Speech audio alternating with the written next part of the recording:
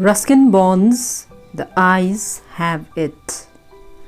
I had the train compartment to myself up to Rohana. Then a girl got in. The couple who saw her off were probably her parents.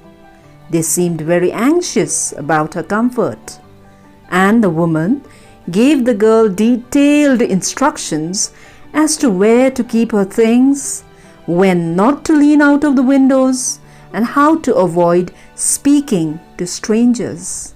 They called their goodbyes, and the train pulled out of the station. As I was totally blind at the time, my eyes sensitive only to light and darkness, I was unable to tell what the girl looked like.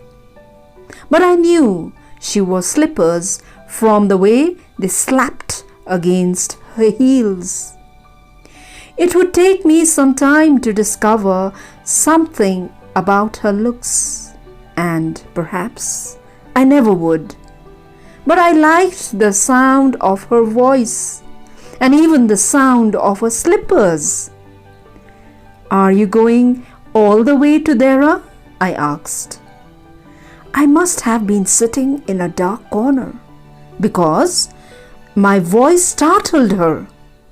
She gave a little exclamation and said, "I didn't know anyone else was here." Well, it often happens that people with good eyesight fail to see what is right in front of them. They have too much to take in, I suppose.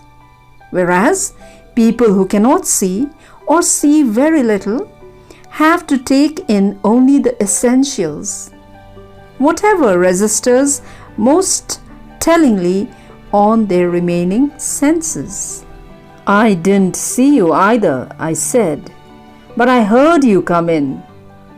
I wondered if I would be able to prevent her from discovering that I was blind. Provided I keep to my seat, I thought, it shouldn't be too difficult.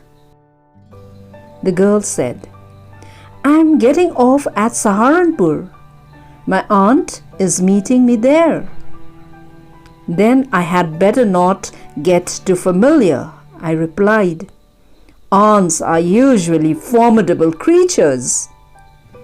"Where are you going?" she asked. "To Dera, and then to Mussoorie." "Oh, how lucky you are! I wish I were going to Mussoorie. I love the hills, especially in October." "Yes, this is the best time," I said, calling on my memories. "The hills are covered with wild dahlias. The sun is delicious, and at night you can sit in front of a log fire and drink a little brandy. Most of the tourists have gone, and the roads are quiet and almost deserted. Yes, October is the best time." She was silent. I wondered if my words had touched her, or whether she thought me a romantic fool. Then I made a mistake. "What is it like outside?" I asked. She seemed to find nothing strange in the question. Had she noticed already that I could not see? But her next question removed my doubts. "Why don't you look out of the window?" she asked. I moved easily along the berth and felt for the window ledge. The window was open, and I faced it, making a pretense of studying the landscape.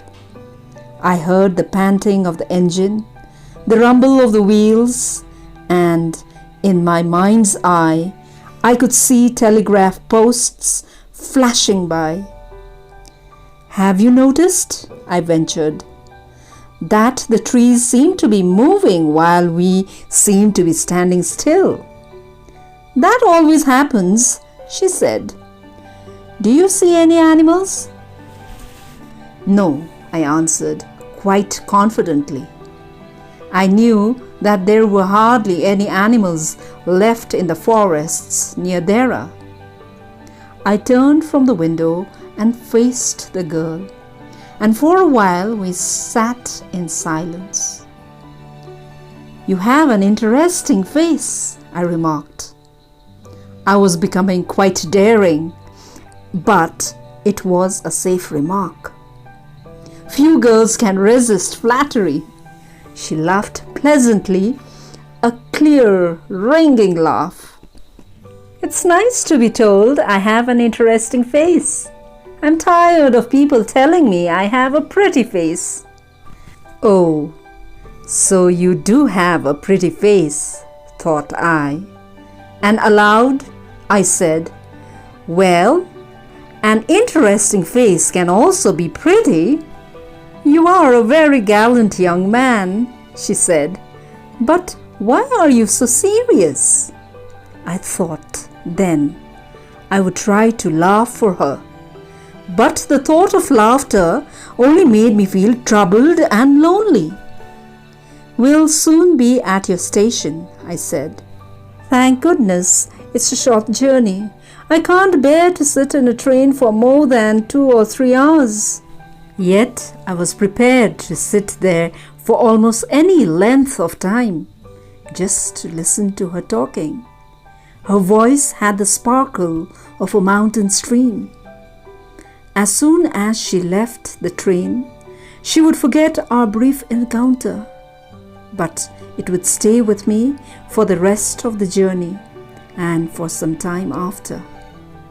The engine's whistle shrieked. The carriage wheels changed their sound and rhythm. The girl got up and began to collect her things.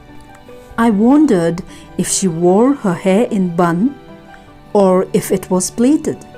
Perhaps it was hanging loose over her shoulders, or was it cut very short? The train drew slowly into the station. Outside, there was the shouting of porters and vendors and a high-pitched female voice near the carriage door. The voice must have belonged to the girl's aunt. "Goodbye," said the girl. She was standing very close to me, so close that the perfume from her hair was tantalizing. I wanted to raise my hand and touch her hair, but she moved away. Only the scent of perfume still lingered where she had stood. There was some confusion in the doorway. A man, getting into the compartment, stammered an apology. Then the door banged, and the world was shut out again. I returned to my berth. The guard blew his whistle, and we moved off. Once again, I had a game to play and a new fellow traveler. The train gathered speed. The wheels took up their song. The carriage groaned and shook. I found the window and sat in front of it, staring into the daylight that was darkness for me. So many things were happening outside the window. It could be a fascinating game, guessing what went out there. The man who had entered the compartment broke into my reverie. "You must be disappointed," he said. "I'm not nearly as attractive a traveler companion as the one who just left." "She was an interesting girl," I said. "Can you tell me, did she keep her hair long or short?" "I don't remember," he said, sounding puzzled. "It was her eyes I noticed, not her hair. She had beautiful eyes, but they were of no use to her. She was completely blind. Didn't you notice